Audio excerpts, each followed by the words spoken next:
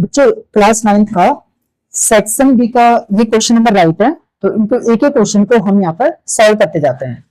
Question number 11 ले रहे हैं पहले।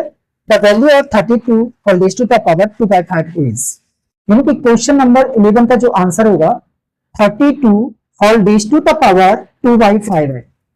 तो इसको हम कैसे सॉल्व कर सकते हैं? It's very easy, you know. क्या मैं 32 को 2 रेज़्ड टू द पावर 5 ऐसे लिख सकता हूं? ठीक है, अब इसको कैसे सॉल्व करूंगा? 2 raised to the power 5 whole raised to the power 2/5। ठीक है, अब हमारा लॉ ऑफ एक्सपोनेंट क्या कहता है? तो बच्चों एक लॉ ऑफ एक्सपोनेंट है,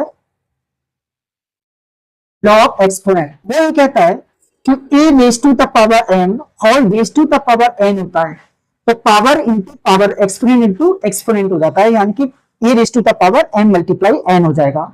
तो यहां पर जो इसका आंसर आएगा 5 मल्टीप्लाई 2/5। तो देखो 5 1 जा 5, 5 1 जा 5 कैंसिल, क्या बचा? a raised to the power 2, यानी कि यही इसका आंसर होगा अगर वो एक्सपोनेंट की फॉर्म में पूछता है। अगर वो कहता है कि इसको पूरा सिंपलीफाई भी करना है तो 2 multiply 2, what is the answer? 4। ये इसका आंसर होगा। ठीक है, क्वेश्चन नंबर 12। क्वेश्चन नंबर 12 पूछा गया था the equation of Y axis in Cartesian plane. You know, जैसे कि ये कार्टेशियन प्लेन होता है, horizontal line X axis, vertical line को वाई एक्सिस बोलते हैं। ठीक है, अब इक्वेशन ऑफ वाई एक्सिस, यानी कि इसकी इक्वेशन पूछी है, इक्वेशन ऑफ वाई एक्सिस, इसका मतलब इस पर एक्स की वैल्यू 0 है, जब एक्स की वैल्यू 0 है यही इक्वेशन है, answer equation of Y axis. अगर ये क्वेश्चन में पूछता इक्वेशन ऑफ एक्स एक्सिस तो हम आंसर कर देते वाई इज इक्वल टू 0। इसके बाद देखिए क्वेश्चन नंबर 13।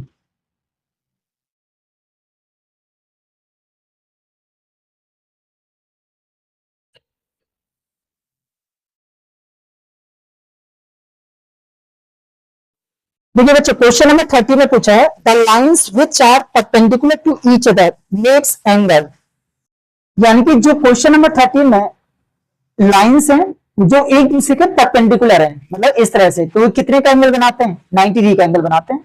यहां पे बना लीजिए, चाहे इस तरह से बना लो, चाहे यहाँ पे या फिर इस साइड। तो टोटल अगर सम करोगे तो 360 डिग्री होता है, बिल्कुल सही है। तो आंसर होगा 90 डिग्री। ठीक है, तो इसका आंसर हुआ 4।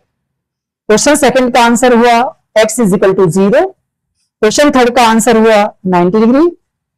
चलिए अब क्वेश्चन नंबर 14 देखिए आप। क्वेश्चन नंबर 14 में पूछा है the opposite angle of parallelogram. कोई भी पैरेललोग्राम है तो दोस्तों इसके जो अपोजिट एंगल होते हैं वो कैसे होंगे? इक्वल होते हैं। पैरेललोग्राम में कंडीशन होती है, इसकी प्रॉपर्टी होती है कि angle A is equal to angle C हो जाएगा और angle B is equal to angle D हो जाएगा। तो इसमें क्या है क्वेश्चन 14 में opposite angle of parallelogram is equal, यही है इसका answer. Question number 15 corresponding part of congruent triangle, वही सेम बच्चों ये भी इसमें भी इक्वल होगा।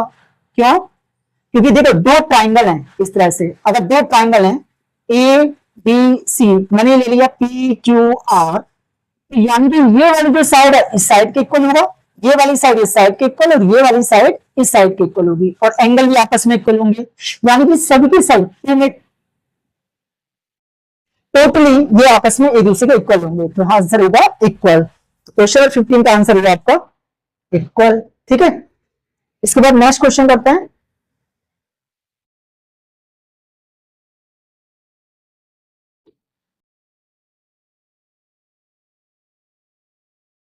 देखिए क्वेश्चन नंबर 16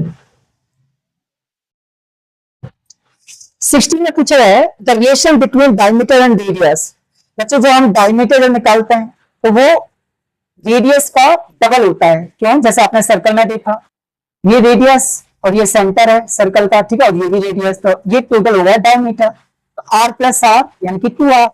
तो ये रिलेशन आपसे पूछा है relation between diameter and radius, तो हम यहाँ बोल सकते हैं कि diameter is equal to 2r, या ऑब्लिक करके ऐसे भी लिख सकते हैं radius is equal to diameter upon 2। Next question number 17 में आपसे पूछा गया है a triangle having base 7 cm, height 4 cm, then area will be, suppose ये this is a right angle triangle है, इसका बच्चों बेस गिवन है आपको 7 सेंटीमीटर, ठीक है, और इसकी जो हाइट गिवन है वो कितना दे रखा है आपको 4 सेंटीमीटर। अब देखो इसका एरिया हम निकालेंगे, क्या फॉर्मूला होता है? Half into base into height, value put कर दीजिए, हाफ इंटू बेस कितना है 7, हाइट कितनी है 4। जब इसको सॉल्व करोगे 2 1 जा 2, 2 2 जा 4, 7 2 जा 14 centimetre square. This is answer. इसका आंसर हुआ 14 सेंटीमीटर स्क्वायर। क्वेश्चन नंबर 18, इसका जो लास्ट क्वेश्चन है, the height of the bar depends on the, तो आंसर होगा वैल्यू ऑफ द वेरिएबल। क्यों? क्योंकि आपने देखा जैसे आपने बार ग्राफ बनाते हैं इस तरह से, ठीक है।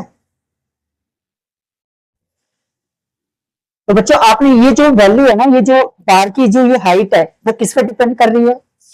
इसके वैल्यू पे डिपेंड कर रही है कि जो y की जो वैल्यू आएगी। तो the height of the bar depends on the value of the variable. ये जो वैल्यू यहाँ पे जो वैल्यू वेरिएबल आएगा ना, इसकी वैल्यू पे डिपेंड करता है, कम आ रही है ज्यादा आ रही है, ठीक है। तो आंसर इज वैल्यू।